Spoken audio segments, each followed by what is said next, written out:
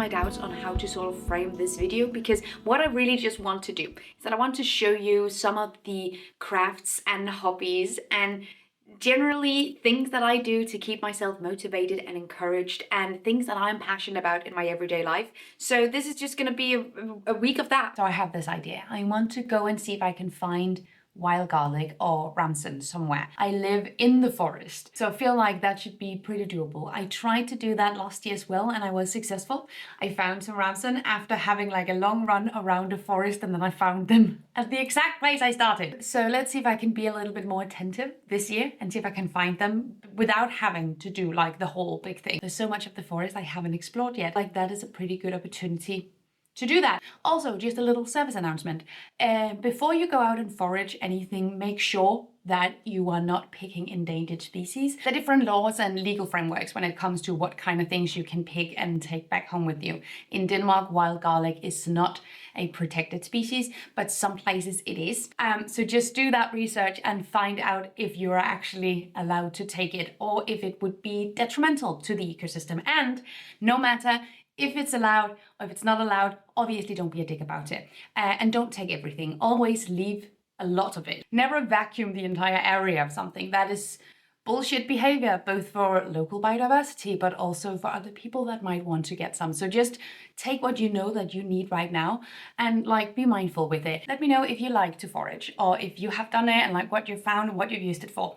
I want the inspo. Okay. And we're off. So I'm running several times a week again, which feels amazing. I still have a lot of the forest to explore, and having a little mission is the perfect way to keep myself motivated for sure.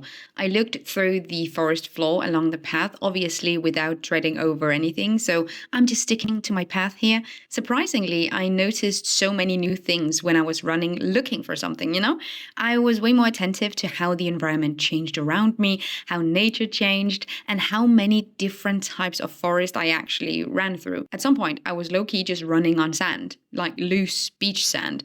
I think they're usually sheep here, but the sand did surprise me. And after about 7 kilometers, I hadn't found anything, which is disappointing. These could be wild garlic, but they're so small I cannot tell. And massive PSA, don't mistake wild garlic for lily of the valley. It's wildly poisonous. If in doubt, leave it. I had an amazing run, but I think I have to rethink my plan for wild garlic, but stay tuned for that. So yesterday in a thrift store with my mum, I bought a dress that I think will be so nice for summer.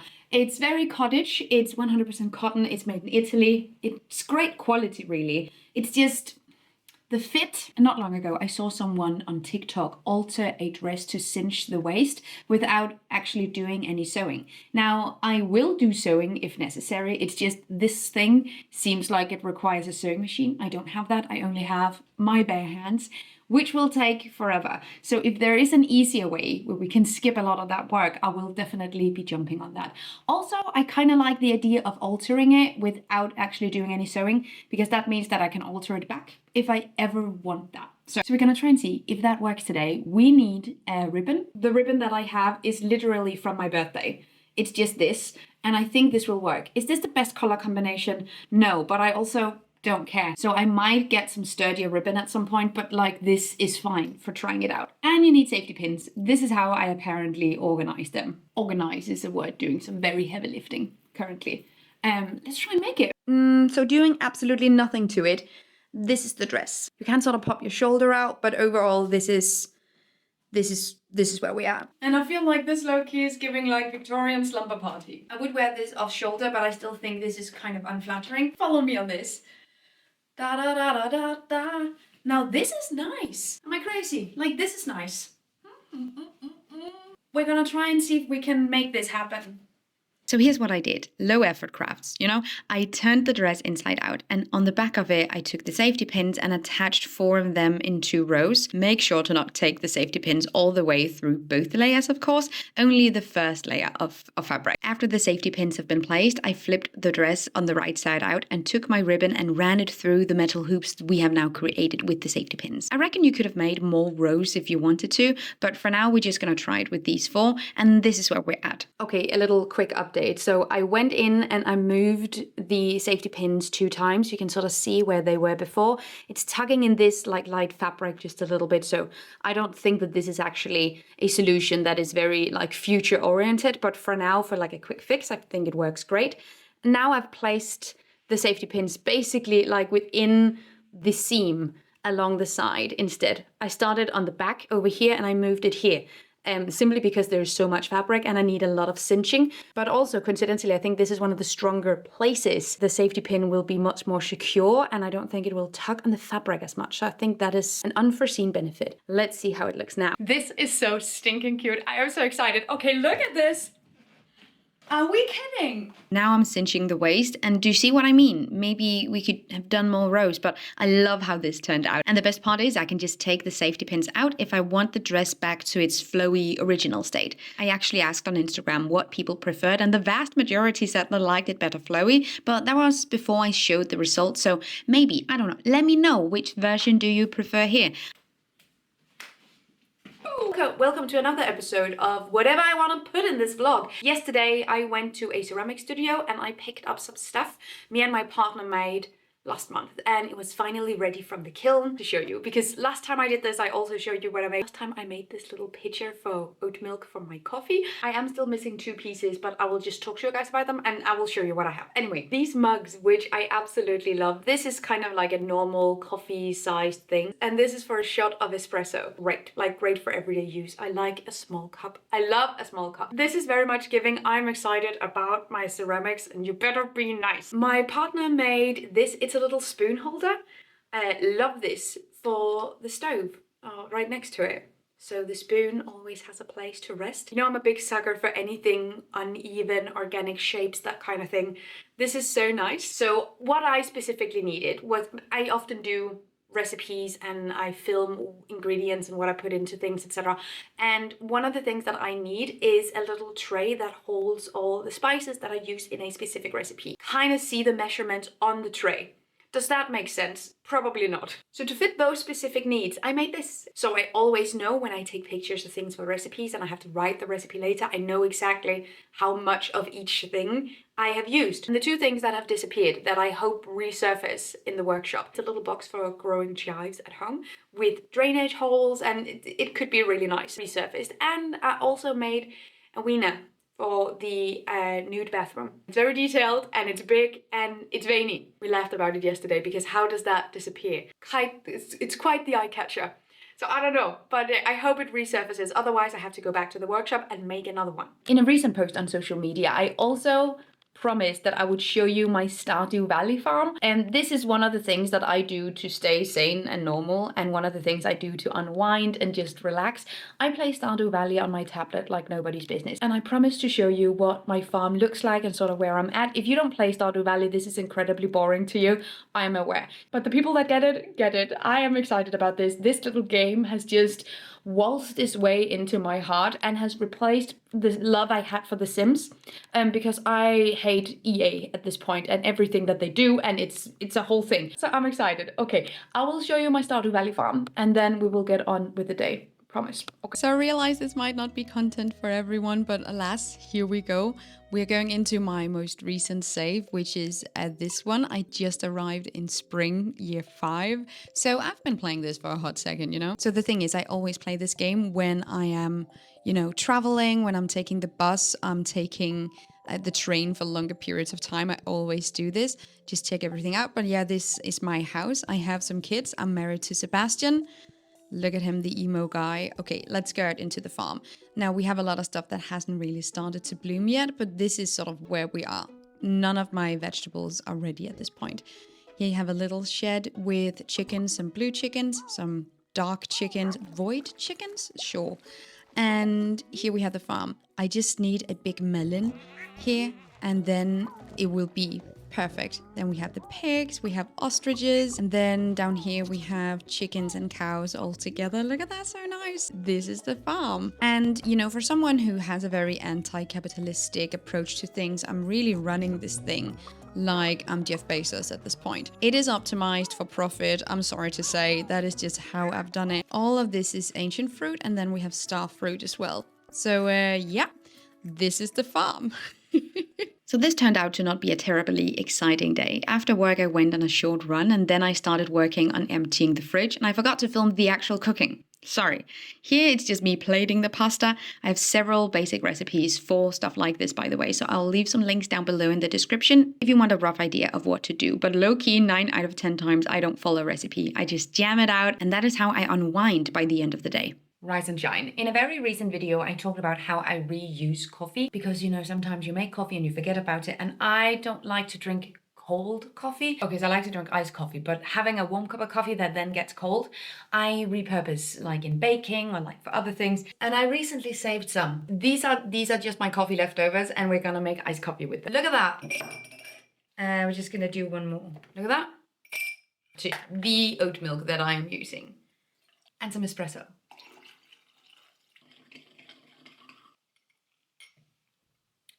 Solid. This is about to become a household standard. I don't know if you've seen, but I have seen a lot of creators try the sort of cube, almost Lego-ish approach to leftovers and meal prep, where they use silicone molds. I've had this for a few years. I use it for baking. We have a massive freezer in this new house and I came from like this tiny little freezer, so I didn't do a whole lot of meal prep where you freeze your meals down. I can do that now. So I'm thinking next week, honestly, that I want to try and give that a go, not buying tons of the silicone molds to do it in those because I have like a fuck ton of containers. So I'm just gonna do it in the plastic and glass and silicone containers that I already have. And it's not gonna be like the aesthetically pleasing, everything is the same shape. Although I do see the practical benefits of that, but I'm not gonna buy tons of stuff to do this. If I can make that happen next week, let me know if you want a meal food prep video where I show the kind of dishes that I'll be making. This is delightful. One of my least boring tasks today is filming a recipe for a tofu guide I have in the works, and I'm using some basil marinated shredded tofu to make a protein-rich pasta salad, but the full details will be in that video soon. I realize it seems like I'm doing fuck all in this video, but I promise my day consists of other tasks. I just made some pasta salad for my tofu guide, and we're using shredded tofu marinated with basil and olive oil in this one. 2 glasses of those, speaking of food prep, so that's just what we've been doing today. And here's a sauce that I made yesterday. This sauce has basically everything. I put carrots, onion, celery, red and orange pepper, fuck ton of garlic, tomatoes, what else is in it?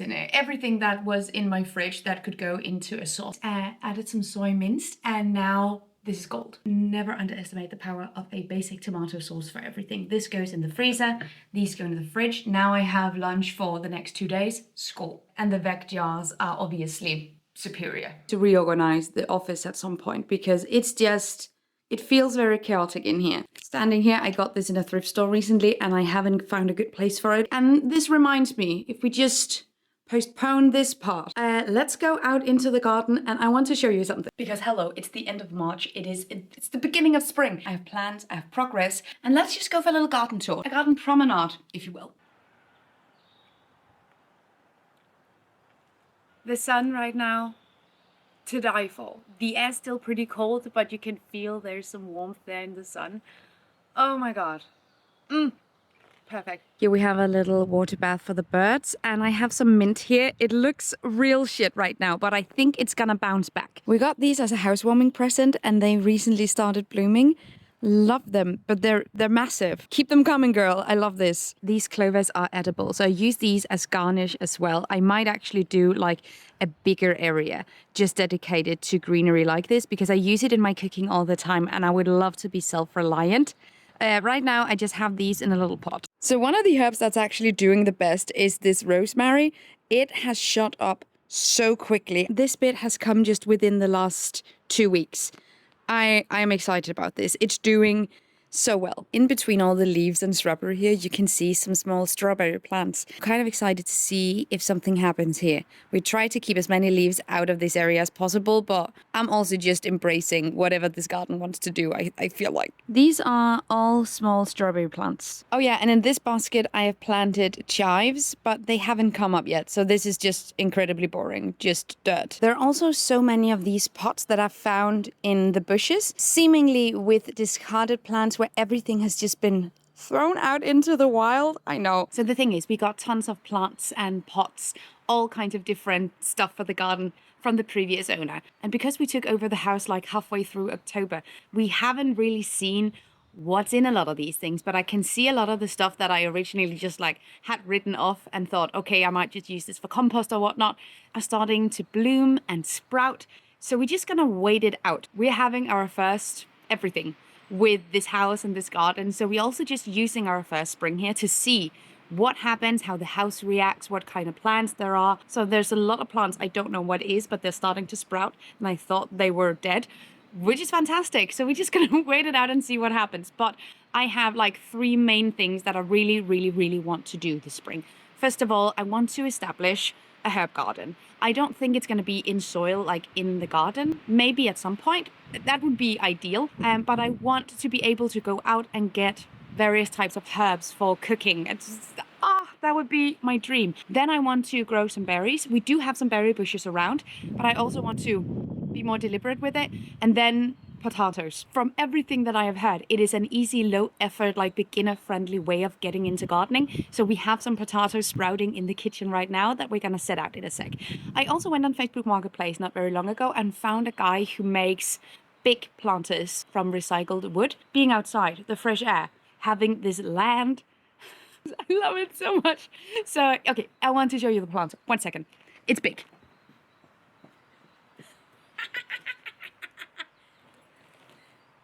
So this is it. Look how much space there is here. Are we ready for the garden content? I think that we are. I also really want to plant peas. Honestly, I really want to plant peas. Okay. Finding a bunch of stuff in the bushes. Let's go for a little garden run and see if we can find any more stuff. I think this is a red currant bush and I cannot wait to start making syrups and jams. I'm excited for this.